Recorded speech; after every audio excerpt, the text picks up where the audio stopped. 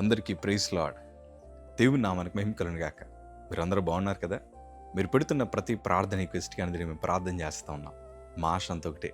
ఎక్కడైతే మీరు తృణీకరించబడ్డారో, ఎక్కడైతే వెలివేయబడ్డారో, ఎక్కడైతే గుండెలు పైలెలగెట్టారో అదే స్థలాల్లో నా ప్రభు మీ అందరినీ హెచ్చించబోతున్నారు. విశ్వాసంతో ప్రార్థన చేయండి. ఘనమైన విజయాలు ఖచ్చితంగా నా ప్రభు మీ అందరికీ దయచేస్తారు. God bless you all. ఈరోజు ఈ వీడియో చూస్తున్న మీలో చాలామంది బాధపడుతున్నారు కదా. మీ బాధకు పలు రకాల కారణాలు ఉండొచ్చు. కొంతమంది నా సొంత రక్త సంబంధులే ఎప్పుడు ఇలాంటి మాటలను అంటారని కలలో కూడా ఊహించలేదన్న. వారు అనేసి బాగానే వెళ్ళిపోయారు, కానీ ఎందుకో తెలియదు, హృదయంలో చాలా దుఃఖం. ఈరోజు అలాగే చాలామంది నలుగురు మధ్యన అవమానించబడిన వారు ఉన్నారు. రక్త సంబంధుల చేత వెలివేయబడిన వారు ఉన్నారు. సొంత భర్త చేత పలు రకాల మాటలు భరిస్తున్న వారు ఉన్నారు. కుటుంబంలో అందరూ మనల్ని చేతగిన వారిగా చూస్తూ ఉన్నారు. మోసపోయిన వారు ఉన్నారు. కొంతమంది మన గుండెలను విరగ్గొట్టేశారు. మనం ఎవరినైతే ఎక్కువ ప్రేమించామో ఈరోజు వారే మన దుఃఖానికి కారణమయ్యారు.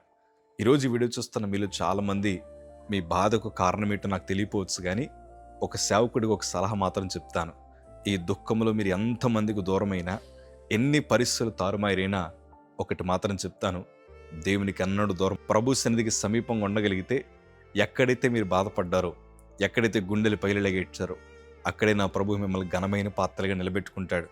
ఎక్కడైతే మిమ్మల్ని అవమానపరిచారో అదే స్థలంలో ఘనమైన సాక్ష్యాలు మీకోసం వినిపించేలాగా దేవుడు చేస్తాడు. దిగులు చెందొద్దు. కానీ రెండు చేతులు జోడించి చెప్తున్నాను, బాధలో ప్రభువుకు మాత్రం దూరం అవ్వకండి. మీ గుండెలు విరిగిపోయే మాటలు పలు రకాల మనుషులు మీ దగ్గర చెప్పుండొచ్చు.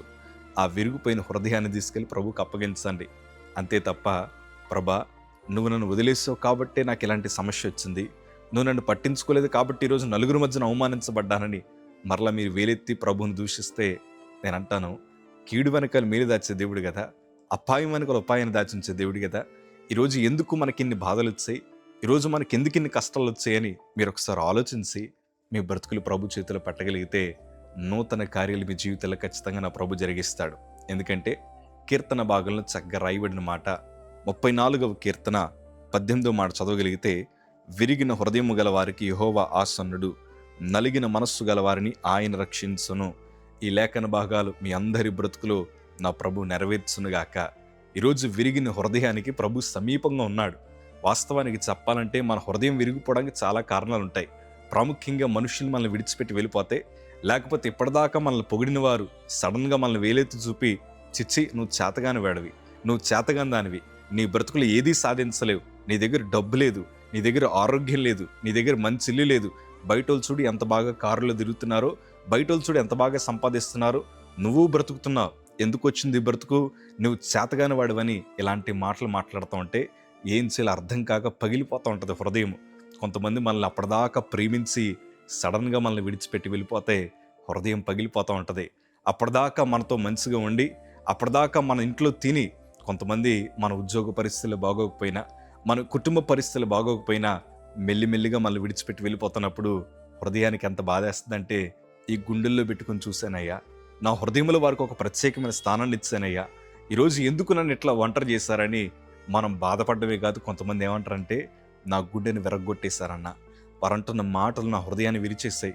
నేను ఇంకా ప్రేమించలేను, నేను ఇంకా సరిగ్గా ఉండలేను, ఇంక నేను సరిగ్గా భోజనం చేయలేను, ఇంక నేను సరిగ్గా నిద్రపోలేనని ఎన్నో ఆలోచనలు పెట్టుకొని నేను సృజించిన దేవునికి దూరం అయిపోతున్నారు. కానీ ప్రియ సంగమా, ప్రభుకి ఎప్పుడు దూరం అవ్వకండి. ఎందుకంటే ఆ విరిగిన హృదయానికి నా ప్రభు సమీపంగా ఉంటాడు. ఆ నలిగిన మనస్సు గలవారిని నా ప్రభువే రక్షిస్తాడు. ఈరోజు మీ చేతుల్లో ఏమీ లేకపోయి ఉండొచ్చు, మీ చేతులు పట్టుకున్న ఎవరు లేకపోయి ఉండొచ్చు, కానీ కలవరపడకండి, నా ప్రభు మీ బ్రతుకులో నూతన కార్యం జరిగిస్తాడు. వాస్తవానికి చెప్పాలంటే కాకినాడలో నాకు AML క్యాన్సర్ ఉందని తెలిసిన తర్వాత నా ఒక్కడికి తెలియదు క్యాన్సర్ వచ్చిందని. నా రక్తం 4కు వచ్చేసింది. A నెగిటివ్ బ్లడ్ గ్రూప్ నాది. ప్లేట్లెట్స్ 10,000 కంటే తక్కువ వచ్చాయి. WBC కౌంట్ అంతా మారిపోయింది.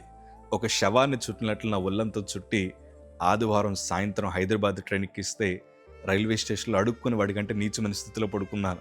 నాకు ఆపరేషన్ చేసిన పుండులోంచి చీమినెత్తురు కారుతూ ఉంటే రైల్వే స్టేషన్లో ఉండే ఏగలన్నీ నా ఒంటి మీద వాళ్తుంటే భరించలేనంత బాధ. ఇలాంటి క్లిష్టమైన తరుణాల మధ్యన దైవజనుడు వచ్చి మా గమ్యాన్ని మార్చాడు. CMC వెల్లూరుకి వెళ్ళాక అప్పుడు వైద్యులు నా పక్కన కూర్చొని చెప్పిన మాట, అయ్యా నీకు లుకేమియా క్యాన్సర్ వచ్చింది, అక్యూట్ మైలాయిడ్ లుకేమియా చేత నువ్వు బాధపడుతూ ఉన్నావు, నీకు ఇంక మేము వైద్యం చేయలేము, ఒకవేళ నీకు వైద్యం చేస్తే చనిపోతావు, నువ్వు చనిపోతే మా ఎవరికి సంబంధం లేని సంతకాలు పెట్టమంటే మొట్టమొదటిసారి జీవితంలో భయం అంటే ఏంటో తెలిసింది. ఆ భయంతో ఆ పేపర్ మీద సంతకాలు పెట్టాను. ఆ బాధని నా స్నేహితులతో పంచుకుందామని, నా బాధని నా స్నేహితులతో పంచుకుంటే కొంచెమైనా ధైర్యం వస్తుందని నా ఫోన్ ఓపెన్ చేసి చూసేసరికి జరిగిన విషయం ఏంటి చెప్పనా? అప్పటిదాకా నేను 2014 తెలంగాణ పోరు వచ్చినప్పుడు స్టూడెంట్ చేసి కన్వీనర్ చేశాను మా ఈస్ట్ గోదావరికి. ఆ పదవిలో ఉన్నంత వరకు స్నేహితులు నా చుట్టూ తిరిగారు. నేను హాస్పిటల్ మంచం మీద పడిన తర్వాత నా పదవిలో మరొకరిని కూర్చోబెట్టగా నా స్నేహితులందరూ వాడుతూ ఉంటున్నారు. కానీ కనీసం ఇన్ని సంవత్సరాలు మా మధ్యన బ్రతికినా నేను ఎట్లా ఉన్నాను, నేను కనీసం భోజనం చేశానా, నేను బ్రతుకున్నానన్న ఆలోచన కూడా ఎవరికి లేకుండా ఎవరి జీవితాన్ని వారు చూసుకుంటూ ఉన్నప్పుడు నా హృదయానికి ఎంత బాధ అనిపించిందంటే, ఇలాంటి మనుషుల కోసమే ఇన్ని సంవత్సరాలు నా బ్రతుకుని త్యాగం చేసుకున్నాను, గుండెలు పగిలేలాగా ఏడ్చాను. అలాంటి తరుణాల మధ్యన ఈ విరిగిపోయిన హృదయంతో ప్రభు వైపు చూసి, దేవా నువ్వు దేవుడు అని మా ఇంట్లో చెప్పారు, తండ్రి నువ్వు నా కోసం రక్తం గార్చిన దేవుడు అని చెప్పారు, నువ్వు నిజంగా దేవుడు అయితే ఒకసారి నాతో మాట్లాడు ప్రభా అని హృదయ లోతులోంచి ప్రార్థన చేస్తున్నాను. అప్పుడు నా హృదయం ఎలా ఉందో తెలుసా? స్నేహితులు ఒంటరి చేశారని, బంధువులు దూరపరిచారని, పలు రకాల ఆలోచనలు నా హృదయాన్ని తరుముతున్నప్పుడు ఆ విరిగిపోయిన హృదయంతో గుండెల లోతులోంచి ప్రార్థించగా నా రూమ్ నిండా గొప్ప వెలుగు చేత నింపబడింది. ఆ వెలుగే నా బ్రతుకుని మార్చగలిగింది. ఆ నలిగిన మనస్సుకి దేవుడు ఎంత గొప్ప రక్షణ అనుగ్రహించాడంటే, క్యాన్సర్కి దేవుడే ఆన్సర్ అన్న నినాదాన్ని ఈరోజు చెప్పగలిగిన పరిస్థితులను దేవుడు అనుగ్రహించాడు. పరిస్థితులన్నీ తారుమారు చేశాడు. కొంతమంది నా స్నేహితుల్ని బ్రతుకుండగానే ఇప్పుడు ఫేస్బుక్లో ఎవరన్నా చనిపోతే వారికి ఆర్ఐపి అని రాస్తారు, రెస్ట్ ఇన్ పీస్. నేను బ్రతుకుండగానే నా స్నేహితులు నా ఫేస్బుక్లో రాశారు, ఎవరో చెప్పారంటే దారిలో నేను రక్తం కక్కుని చనిపోయానని. ఎన్నో అవమానాలు పడుతూ వచ్చాను. అలాంటి క్లిష్టమైన తరుణాల మధ్యన ఈ నలిగిపోయిన హృదయాన్ని, విరిగిపోయిన హృదయాన్ని ప్రభు చేతికి పెట్టగా ఈరోజు సంతోషము సమాధానము చేత నింపి ఆ గాయములంటినీ దేవుడు పూడ్చి ఈరోజు నూతన జీవితాన్ని ప్రభు ప్రసాదించాడు. వాస్తవానికి ఇదంతా నా బ్రతుకులో జరగడం గల కారణం తెలుసా? ఈ విరిగిపోయిన హృదయాన్ని ప్రభు చేతిలో పెట్టడం మొదటి అంశం అయితే, ఆ విరిగిపోయిన తరుణాల్లో మనుషులకు దూరమై ప్రభువుకు దగ్గరయ్యాను.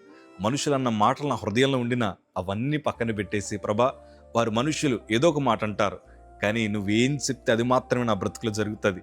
కొంతమంది చనిపోతానంటున్నారు, కొంతమంది ఎక్కువ డబ్బులు ఖర్చు పెట్టద్దు అంటున్నారు, కొంతమంది ఎందుకు పనికిరాని బ్రతికే అంటున్నారు, కొంతమంది ఏమో వీడి పాపం చేసిన వాడు అంటున్నారు. ఎన్నో మాటలు, ఎన్నో అవమానాలు హృదయాన్ని పగిలిపోయేలా చేస్తున్నా అలాంటి తరుణాల మధ్యన నా ప్రభువుకు అప్పగించదేవా, ఈ విరిగిపోయిన హృదయాన్ని లక్ష్య పెట్టువాడు నీవే, నిర్లక్ష్యం చేసే దేవుడు కాదు కదయ్యా. నా కన్నీరంతా నీకు తెలుసు, నేనెంత నలిగిపోతున్నానో, ఎన్ని శోధనల మధ్యన ఉన్నానో కేవలం నీకు మాత్రమే తెలుసు గనక నువ్వే నా బ్రతుకుని మార్చాలని ప్రభు చేతికి అప్పగించాను. ఈరోజు మీరు ఇట్లా ప్రార్థించండి. మీ బాధ ఎవరికి తెలియపోయి ఉండొచ్చు, మీ హృదయం విరిగిపోవడానికి కారణం మనుషులకు తెలియపోయి ఉండొచ్చు. ఎంత క్షోభ అనుభవిస్తున్నారో, ఎంత ఒంటరితనాన్ని అనుభవిస్తున్నారో, ఓటముల మధ్యన ఎంత కన్నీరు కారుస్తున్నారో నీ తోబొట్టుల్ని, రక్త సంబంధుల్ని, స్నేహితులు అర్థం చేసుకుపోయి ఉండొచ్చు. కానీ ఈ నలిగిన హృదయానికి, ఆ విరిగిపోయిన హృదయానికి దేవుడి సమీపంగా ఉన్నాడు. కంగారు పడాల్సిన అవసరం లేదు. ప్రభు పాదాలు పట్టుకొని చాలు. అవమానించిన, నిందలు వేసిన, క్లిష్టమైన శోధనల మధ్యన మిమ్మల్ని మనుషులు పెట్టాలని ప్రయత్నం చేసిన అవన్నీ పక్కన పెట్టి, ప్రభా నా జీవితాన్ని అప్పగిస్తున్నానని మీరు ప్రభు వైపు చూడగలిగితే, మనుషులు ఎంత దూరం అయిపోయినా నా ప్రభు మాత్రం మీ సమీపంగానే ఉంటాడు.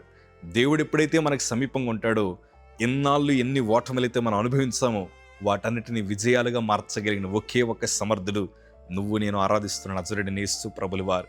ఇంతకాలం మా విరిగిపోయిన హృదయం నుండి ఎంత కన్నీరైతే కాచేవో ఆ కన్నీరంతటిని నాట్యముగా నా ప్రభు మార్చబోతున్నాడు. దిగులు చెందకండి, ఎన్నడూ బాధపడకండి. ఎవరు ఏదో అన్నారని, ఫంక్షన్లో అవమానించారని, లేకపోతే మనకుండే లోటుపాట్లని వేలెత్తి చూపి నీ బ్రతికింతే అని నలుగురి మధ్యన మన కోసం చెడుగా మాట్లాడుతున్నారని పదే పదే ఆలోచించి ప్రభువుకు దూరం అవ్వాల్సిన అవసరం లేదు. ప్రభువుకు మరింత దగ్గర అవ్వండి. వారు వేస్తున్న రాళ్ళనే పునాదులుగా మార్చుకోండి. వారు వేస్తున్న నిందల్ని పూదండలుగా భావించి, ప్రభా ఏదైనా నీ చిత్తమే అని ప్రభు వైపు చూడగలిగితే, దావీదుని హెచ్చించిన దేవుడు ఈరోజు నిన్ను హెచ్చించబోతున్నాడు. ఒంటరిగా గుహల్లో దాక్కుని అరణ్యములు ప్రయాణం చేస్తూ తన ప్రాణాన్ని అరిచేత్తో పట్టుకొని ఎన్ని అవమానాల మధ్యన ప్రయాణిస్తున్నా దావీదు మాత్రం మరింత దేవునికి దగ్గర ఎడగనికే ఘనమైన చరిత్రగా దావీదు జీవితం మార్చబడింది. ఈరోజు నీ బ్రతుకును కూడా దేవుడు మారుస్తాడు. నా జీవితంలో చేశాడు కాబట్టి ఎంత ధైర్యంగా చెప్పగలుగుతున్నాను. ఇంకెన్నడూ బాధపడకండి. మిమ్మల్ని ఓదార్చడానికి, మిమ్మల్ని ధైర్యపరచడానికి, మీ ఓటములను విజయములుగా మార్చడానికి నా ప్రభు సిద్ధంగా ఉన్నాడు. God bless you all.